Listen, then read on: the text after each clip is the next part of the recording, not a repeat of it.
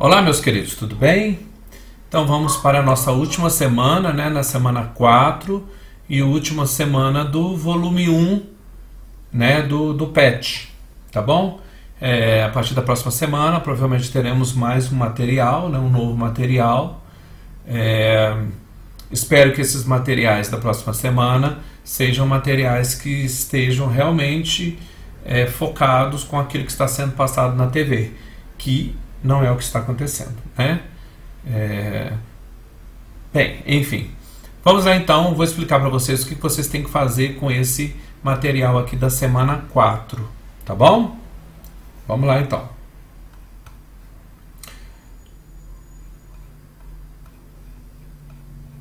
Começa aqui, ó, atividades. Vocês não vão gostar muito da história não, né? Mas, como não fui eu que fiz o material, né?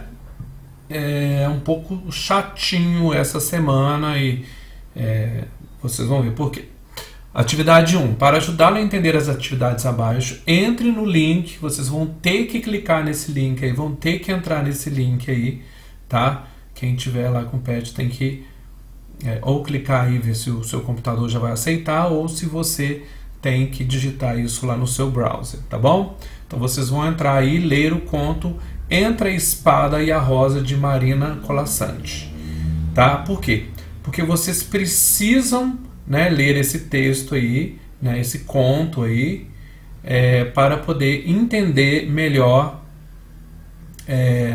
para poder responder as perguntas que estão aí, tá certo? Então, ó, leia os trechos do conto Entre a Espada e a Rosa, Marina Colasanti.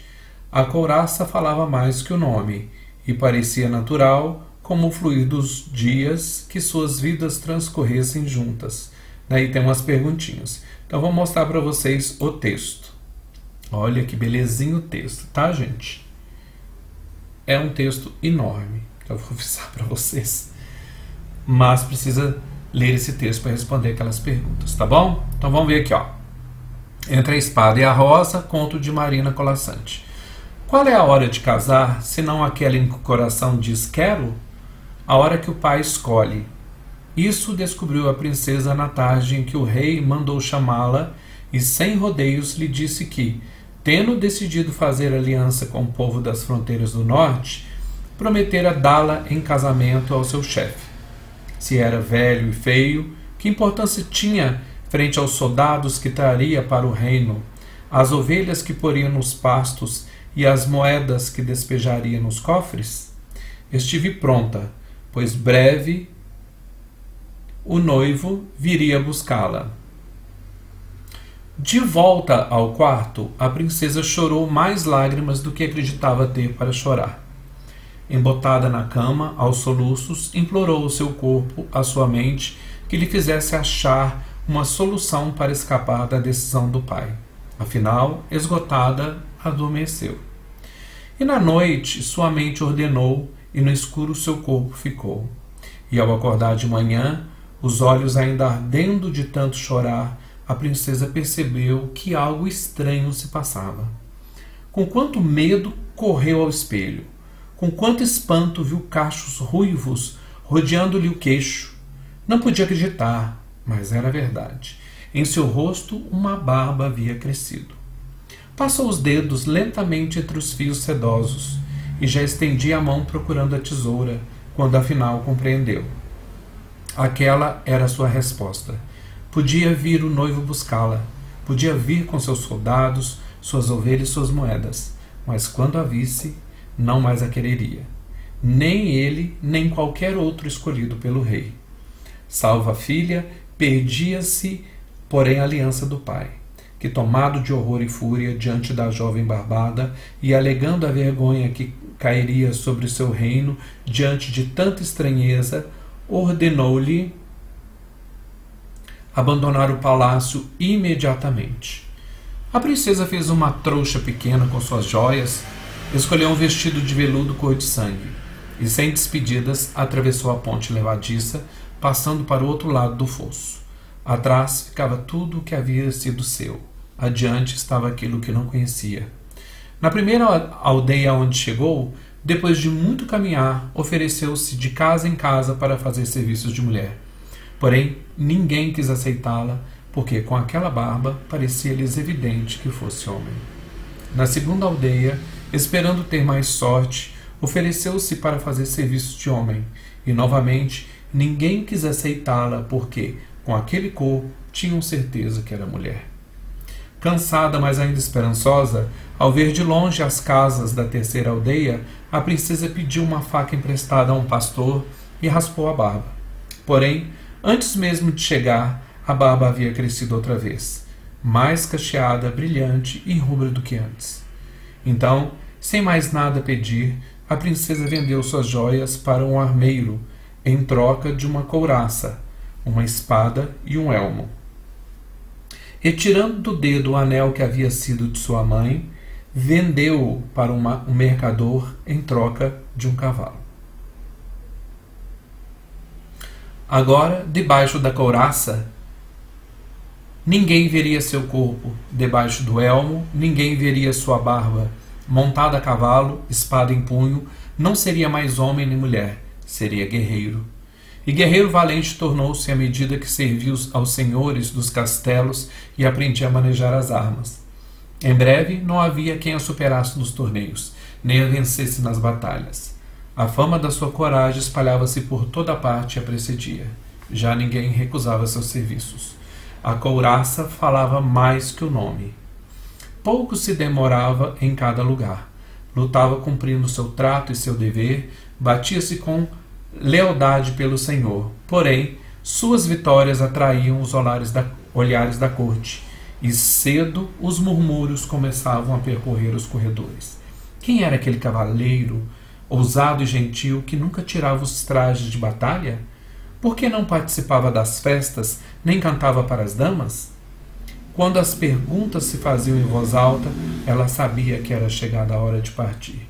E ao amanhecer montava seu cavalo, deixava o castelo, sem romper o mistério com que havia chegado. Somente sozinha, cavalgando no campo, ousava levantar a viseira para que o vento lhe refrescasse o rosto, acariciando os cachos rubros.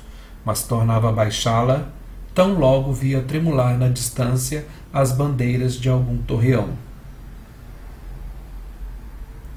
Assim, de castelo em castelo, havia chegado aquele governado por um jovem rei, e fazia algum tempo que ali estava.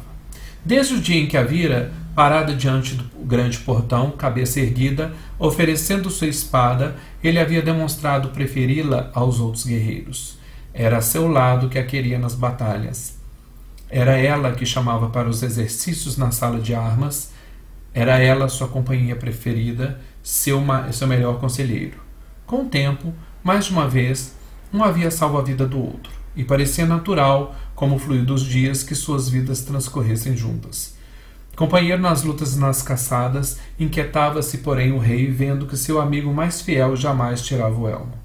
E mais ainda inquietava-se ao sentir crescer dentro de si um sentimento novo, diferente de todos, devoção mais funda por aquele amigo do que um homem sente por um homem.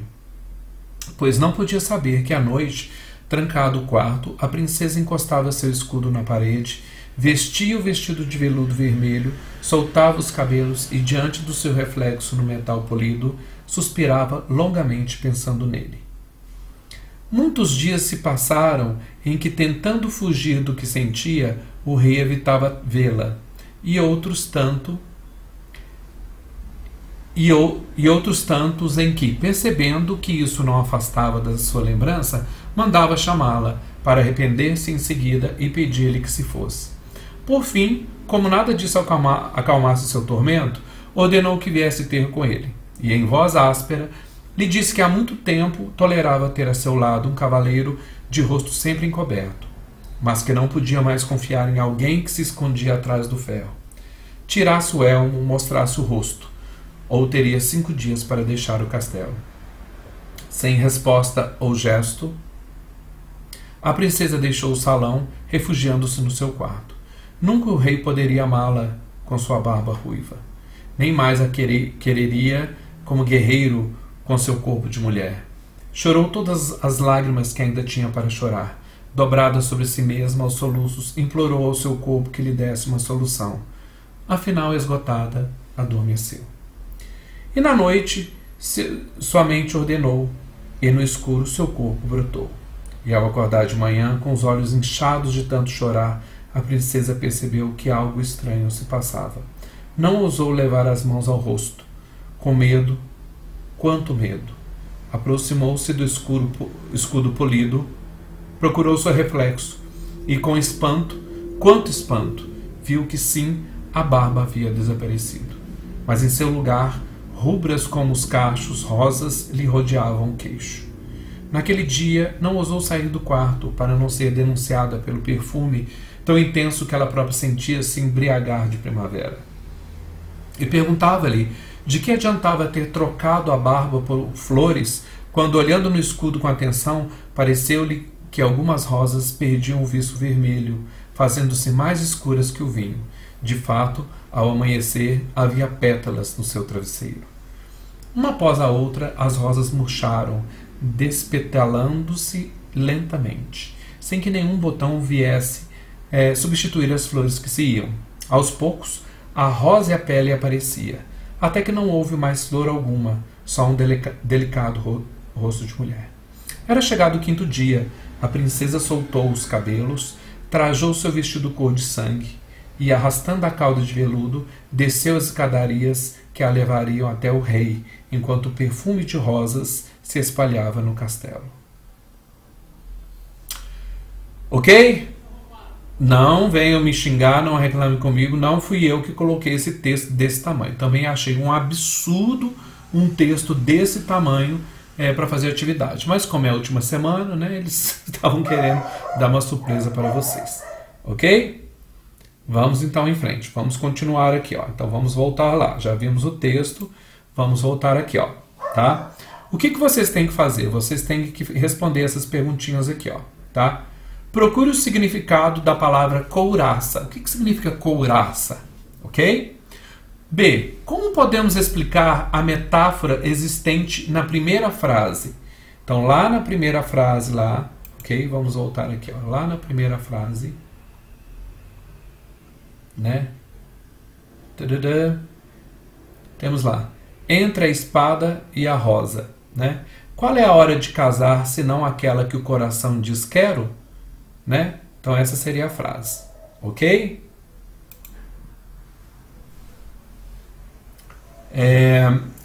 C. Como a metáfora contribui para a transformação da personalidade da personagem? Ok? Como é que essa metáfora, né, contribuiu para a transformação da personalidade da personagem durante o texto lá? Ok? Letra D. Na segunda frase, contém metáfora ou comparação? Como a frase contribui para o enredo? Então, na segunda frase, tá? Então, vamos lá. A hora que o pai escolhe. Isso descobriu a princesa na tarde que o rei mandou chamá-la e sem rodeios lhe disse que decidido fazer aliança com o povo das fronteiras, prometera dar-lhe casamento ao seu chefe. Se era velho e feio, que importância tinham os soldados que traria para o reino as ovelhas que poriam nos postos e as moedas despejariam nos cofres, né? Então, a gente tem que olhar lá, vamos olhar por aqui, ó, né, que fica mais fácil, né? Ó. E parecia natural, como o fluir dos dias, que suas vistas transcorressem juntas, né? Então, tá aqui a primeira, ó. Letra B. Como podemos explicar a metáfora existente na primeira frase? A couraça falava mais que o nome, né? Na segunda frase, que está aqui, né? Na verdade, eles estão falando dessas duas frases aqui, não lá no texto, né? Lógico que estão no texto, mas não estão nas duas frases do começo do texto, tá? E parecia natural, como o fluir dos dias, que suas duas vidas transcorressem juntas, né? É metáfora ou comparação, tá? Como a frase contribui para o enredo, né? O enredo é toda a história. O que essa frase aí ajuda para construir essa história? Tá bom? Bom estudo. Beleza? É só isso. Tá? Então vocês têm que responder essas 4 perguntinhas aqui, tá? a respeito daquele texto enorme que está lá, né? E relacionadas à metáfora e comparação. Tá bom? Abraço. Se tiverem dúvidas, podem postar lá no Classroom. Abraço. Até a próxima. Até o próximo material.